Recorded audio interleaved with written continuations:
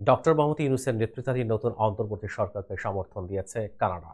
শুক্রবার এক বিবৃতিতে সমর্থনের কথা জানায় দেশটি। শনিবার এই তথ্য জানায় ঢাকার কানাডিয়ান হাইকমিশন।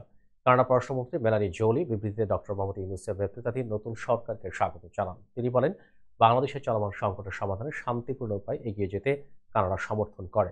এটি অবাধ ও সুষ্ঠু নির্বাচন এবং গণতান্ত্রিক শাসনের পথ প্রশস্ত করার পাশাপাশি শান্তি পুনরুদ্ধারের প্রথম পদক্ষেপ। মেলানি জোলি আরও বলেন, এই পরিবর্তনের সময় এমন একটি প্রক্রিয়ায় কানাডা যুক্ত হতে চায় যা হবে সবার অংশগ্রহণমূলক। ব্যাপক অর্থে সমাজের সব খাতে রাজনৈতিক অংশগ্রহণ। তাতে থাকবে ধর্মীয় সংখ্যালঘু, যুব সমাজ, নারী ও অন্যান্য সংখ্যালঘুরা। মানবাধিকারের প্রতি সম্মান, আইনের শাসন মেনে গণতান্ত্রিক রীতি ও অংশগ্রহণমূলক সরকার গঠনে নীতিতে সব দলকে একসঙ্গে কাজ করার আহ্বান জানান তিনি। একই সঙ্গে কানাডা সবাইকে শান্ত থাকারও আহ্বান জানায়।